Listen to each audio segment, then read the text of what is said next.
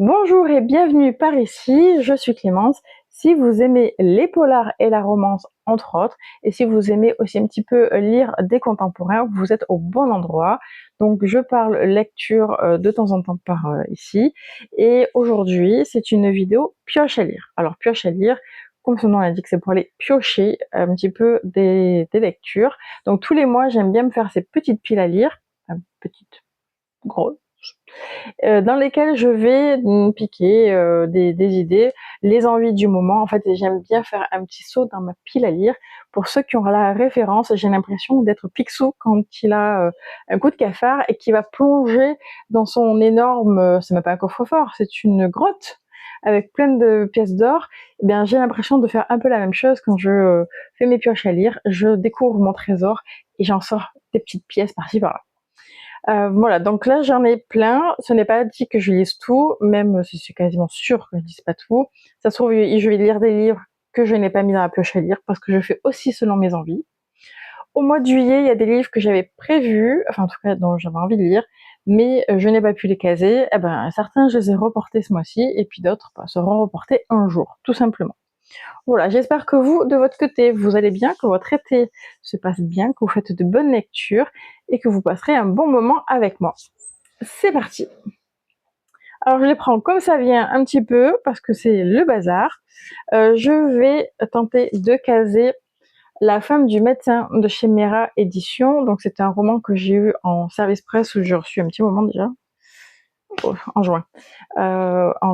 Du coup, c'est un roman policier. Alors, j'ai pas tout suivi parce que j'en ai parlé avec une copine qui me dit mais non, c'est pas ça l'intrigue.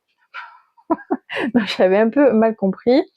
A priori, donc, il y a une femme qui a un comportement un peu bizarre. Donc, on ne sait pas si elle a des problèmes psychologiques, de la démence ou autre chose. Et parce que c'est marqué, c'est une tumeur cérébrale qui modifie sa personnalité et fragilise l'équilibre déjà précaire de leur famille. Et donc son mari,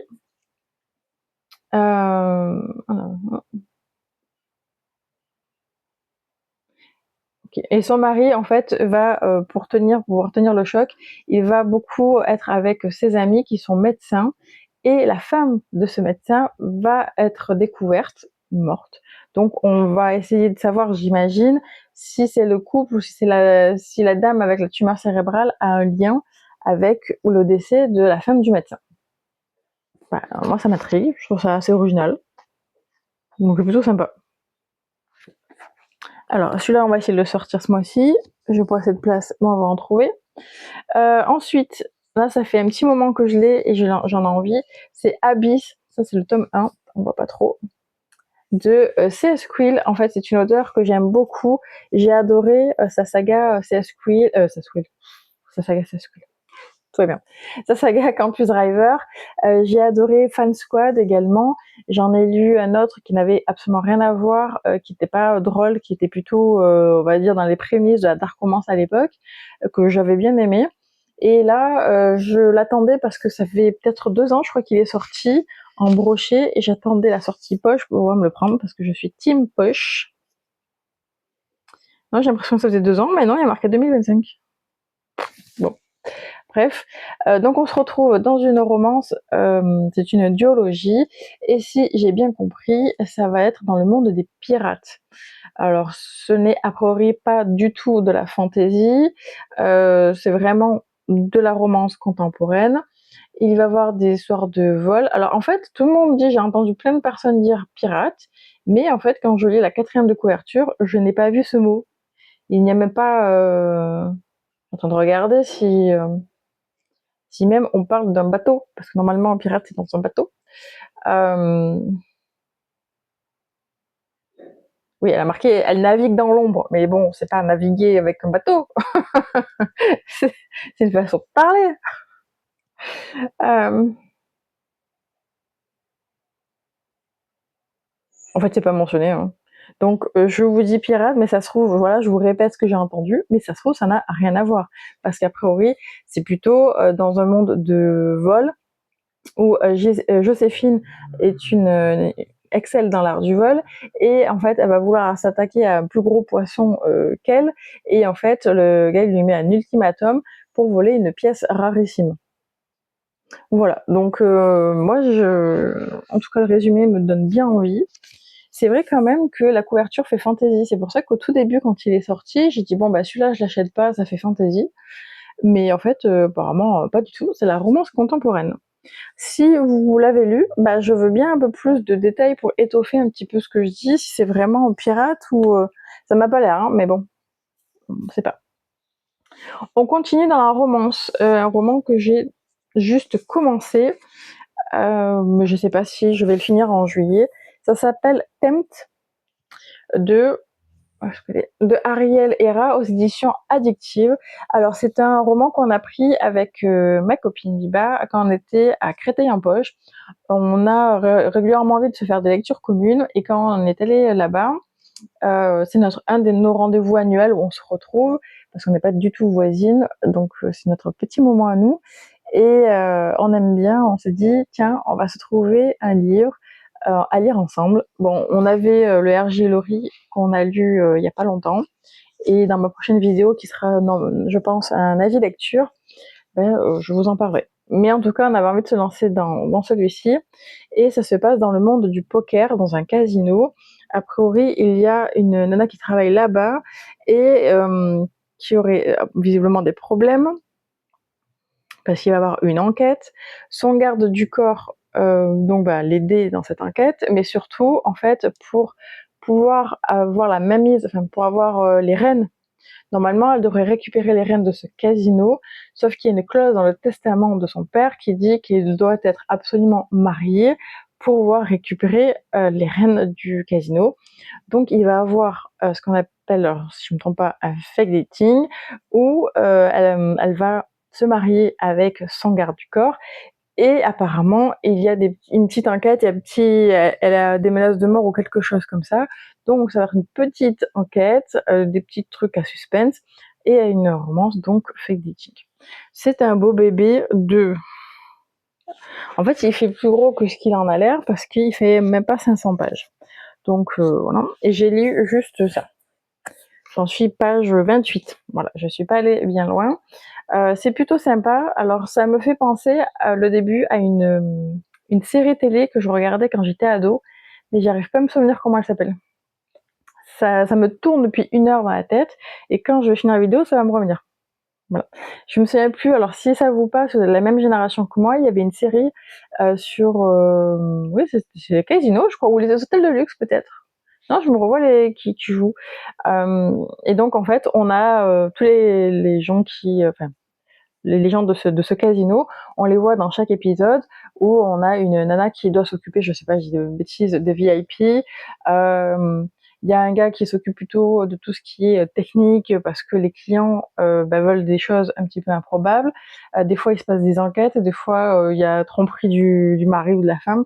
Enfin bon, il y a des choses un peu sympas, et bon, j'arrive pas à retrouver le nom, mais bon, si ça vous dit quelque chose, vous pouvez me dire. En tout cas, le début me plaît bien. Bon, à 28 pages, c'est un avis vraiment, voilà. On part dans un autre registre avec un Cozy Mystery que j'avais envie de lire au mois de juillet, parce que je participe à un petit challenge Cozy Mystery, et en fait on est quasiment toutes et tous à vouloir le prolonger au mois d'août, parce qu'on n'a pas le temps, et puis bon voilà, on aime bien. Et puis enfin moi perso, lire un mois que du Cozy Mystery, je sais pas trop si ça m'aurait tenté. Bon, en tout cas, là, je voudrais lire Les Dames de Marlowe Enquête, qui est le tome 3, qui s'appelle Poison en huis clos. C'est une saga que j'aime beaucoup. Pour le moment, il y a 4 épisodes, et je crois 4 épisodes, 4 tomes, et le 5e, je crois, sort cette année, 2026 ou début 2027, je ne sais plus. Et moi, j'aime bien. Donc, c'est trois vieilles dames qui sont dans un village anglais. Il y en a une... alors je crois que Judith, qui est on va dire la principale héroïne, est retraitée. Je crois qu'une deuxième travaille à la mairie ou un truc comme ça, et il me semble que la troisième, aujourd'hui, et la troisième là c'est pas marqué, on va dire. Et je crois qu'elle fait un peu bon chic bon genre dans les... bonnes œuvres.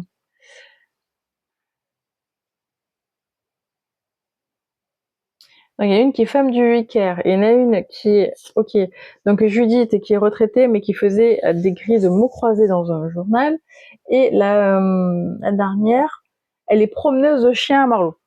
Voilà, rien à voir. Moi, j'aime beaucoup cette ambiance, cette série. Bon, c'est que le 3e tome, mais en tout cas, les 2 premiers, moi, j'accroche vraiment bien.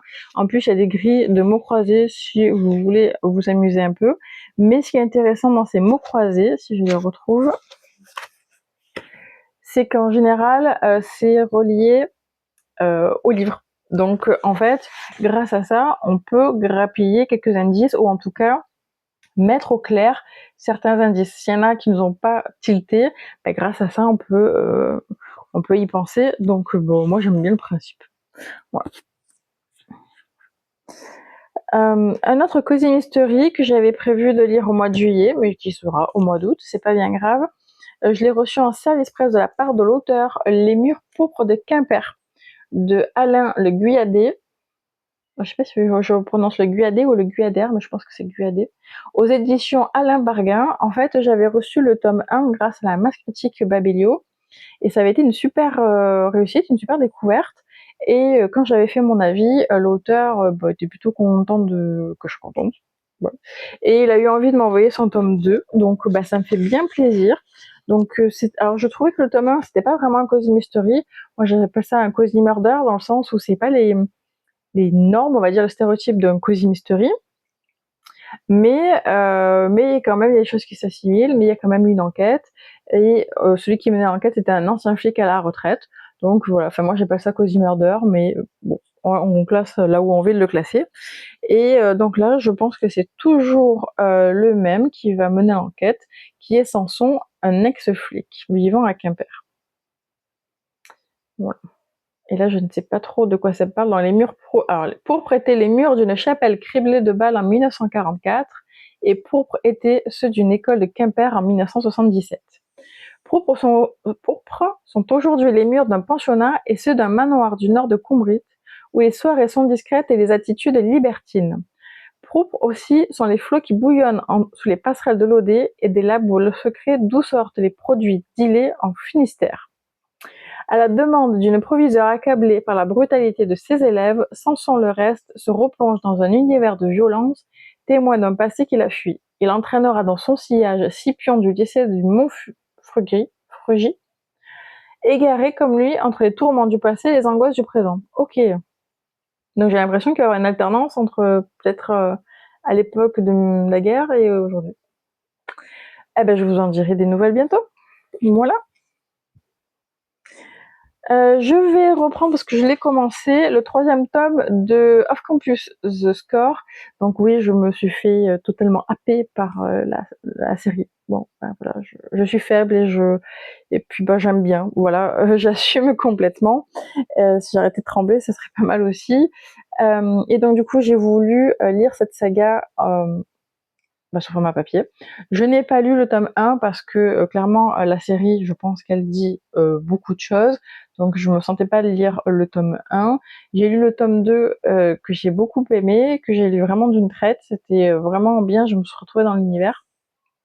Et là donc c'est le tome 3 entre Dean et Ali, et j'ai eu du mal à accrocher parce que il y a beaucoup de différences avec la série.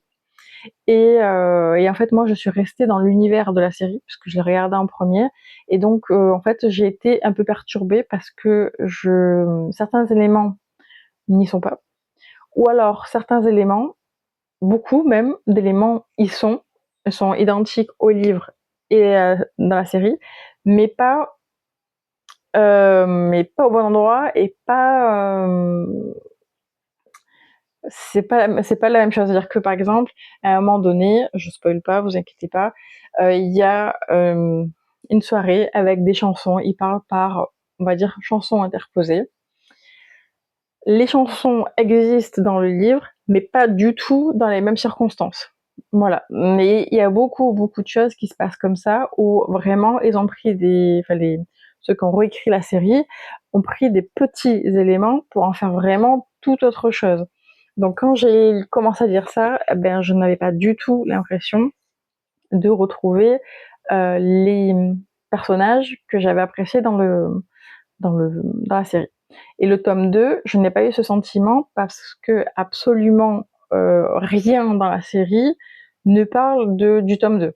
Le tome 2 est inexistant dans la série, donc bah, je suis allée à l'aveugle et je n'ai pas eu ce point de comparaison. Il y a peut-être deux petits éléments, mais alors vraiment qui n'impactent pas beaucoup sur l'histoire. Donc voilà, j'ai du mal à me mettre dans celui-là, je suis quand même page 210. À savoir qu'il est très très très porté sous la ceinture et il y a quasiment que ça, hein, je dois vous l'avouer. Mais voilà, là je pense qu'il va se développer d'autres choses au niveau du sport, donc ça peut être sympa. Et ben là, je vais le finir et vous en parler aussi prochainement. Je la sens mal la pile, je sais pas vous, mais je la sens mal. Alors, allez, il en reste plus que 4. C'est une énorme pioche à lire, hein, mais je vais pas tout lire, hein, à mon avis. Je vais lire La ferme des sapins de Noël de Laurie Gilmore. Oui, c'est une romance de Noël au mois d'août. C'est mon petit plaisir coupable. J'ai acheté il y a très longtemps ma première romance de Noël en été et la première que j'ai lue, c'était en août. Et donc, c'est mon petit rituel chaque année, même si je vais en lire au mois de décembre. Même, je pense que je vais commencer en novembre. Mais en tout cas, c'est mon petit plaisir d'en lire au mois d'août. Alors, en général, je suis pas trop attirée par les jaspages, mais je dois bien avouer que quand c'est beau, bah, faut le dire aussi. Donc Laurie Gilmore, si je me souviens bien, elle a fait une saga pardon, de 4 tomes sur chaque saison. Moi, j'ai pas acheté les autres. Les personnages ne reviennent pas à ma connaissance, enfin en tout cas de ce qu'on a pu me dire. Ou alors s'ils reviennent, c'est en fond. Il n'y a pas de suite logique. Il y a pas, voilà, ce sont des endroits différents. Ce sont des histoires tout à fait différentes.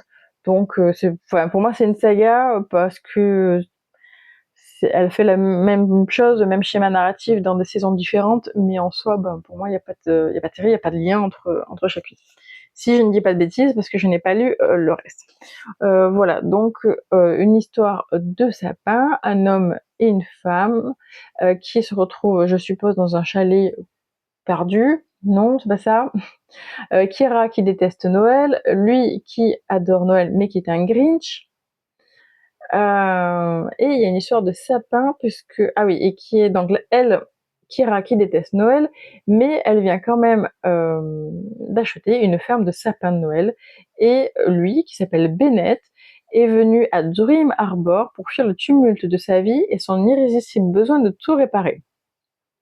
Mais le destin capricieux comme toujours l'enferme sous un épais manteau de neige à la ferme de Kira. Ok, donc Kira a une ferme de sapins de Noël, même si elle déteste Noël, et je suppose qu'elle va avoir besoin d'un homme de main pour réparer certaines choses, et elle va tomber sur Bennett, et qui est un peu un ours grincheux, et qui lui a visiblement aime bien Noël. Voilà, donc tout à fait classique, mais je kiffe, c'est mon kiff à moi. Alors, je voudrais tester cette autrice, Nicholas Spark, enfin je crois. Pourquoi je dis à chaque fois que c'est une femme, c'est peut-être un homme en fait, Nicolas. J'ai un doute. Non, c'est un homme. C'est un homme parce que j'ai cru que c'était une femme et que j'étais surprise parce qu'en fait, cet auteur, je ne l'avais jamais lu, mais je suis tombée par hasard sur 2 de ses films. Alors je pense que c'était peut-être Amazon Prime ou quelque chose comme ça, enfin, Prime Video. Et en fait, j'avais adoré 2 films et en fait, je regarde pas l'adaptation, je regarde pas les réalisateurs, tout ça, mais j'ai tellement aimé que je sais pas, ça m'a attirée, je me suis dit: «Mais c'est de qui ça?» Comme ça, je regarde d'autres films de lui. Et j'ai vu que c'était adapté donc de livres de Nicolas Spark et je me suis dit: «Beh, j'aimerais bien tenter sa plume puisque j'aime bien les adaptations». Et donc, pour pas me faire de comparaison, j'ai volontairement acheté des livres qui n'ont pas été adaptés, ou en tout cas que je n'ai pas vus en film. Voilà, donc je pense que si c'est pareil que dans les films, à un moment donné, le mouchoir il va sortir. Voilà. Donc je sais pas si vous connaissez, n'hésitez pas à me dire. Il reste lequel je parle là, tac tac tac tac. Allez, on m'a offert gentiment ce roman, et c'est une amie qui m'a dit bah ça pourrait peut-être me plaire, donc elle m'a envoyé gentiment le tome 1. Donc c'est pas elle qui l'a écrit, hein, mais elle a aimé et du coup elle m'a dit tiens teste-le. Ça s'appelle Destin. Alors le prénom de la dame je ne sais pas, c'est G.A.V. Lana aux éditions Hello Éditions. Donc c'était un petit roman, ah oui, de 215 pages. 215 pages et la première ligne, et si une rencontre à un moment inattendu devenait la plus bouleversante de toutes. Et je n'en dirai pas plus parce que je sais pas pourquoi, j'ai juste envie de me laisser porter. Je ne l'ai pas lu enfin je n'ai pas lu le résumé quand je l'ai reçu parce que c'est une amie qui me l'a conseillé en me disant que ça devrait sûrement me plaire.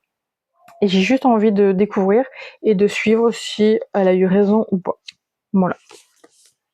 Et le dernier, que j'ai à peine commencé aussi, ça s'appelle Langueur. Je ne vais pas m'amuser à essayer de lire le nom de l'auteur parce que je vais l'écorcher. En tout cas, c'est aux éditions Mera Éditions. Je l'ai reçu en service presse il y a aussi un petit moment. Et là, on est dans la tête d'un psychopathe, d'un tueur en série. Là, j'en suis page 38. Et ouais, j'avoue que ça démarre plutôt bien. Pas de scène gore, mais je sens que ça va être costaud. Là, en fait, il va donc c'est un tueur en série qui aime surtout tuer des femmes. Et là, il va rencontrer une femme lors d'une soirée. Et contre toute attente, elle découvre certaines choses sur lui.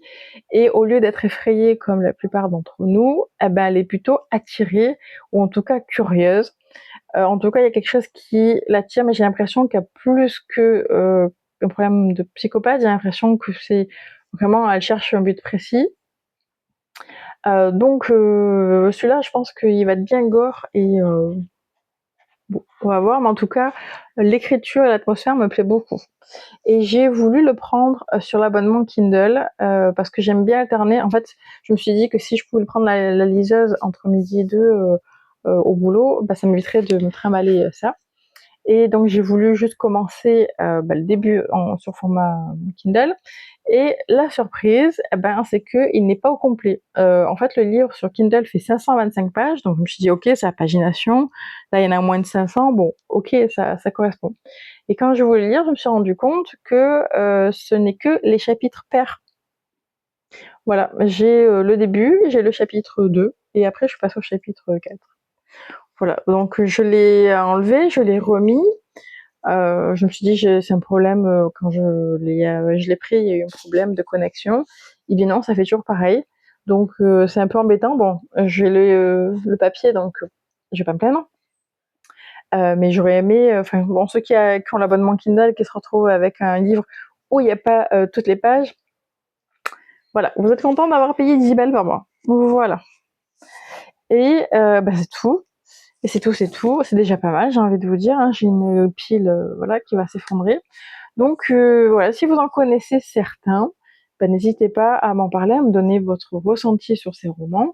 Et puis certains, si vous font envie et que je ne les ai pas commencés d'ici à ce que vous voyez la vidéo, vous pouvez peut-être m'envoyer un commentaire ou ou un MP sur Insta, et pourquoi pas s'organiser une lecture commune. À voir, peut-être que le temps que ça soit diffusé et que vous voyez ça, j'aurais peut-être lu, mais tentez quand même votre chance.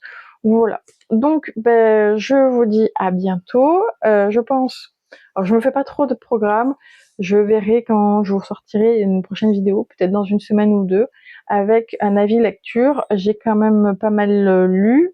Même, voilà, j'ai une petite panne de lecture, mais pendant une semaine, hein, c'est pas ça qui change la face du monde. C'est juste que j'avais plus du tout envie de lire.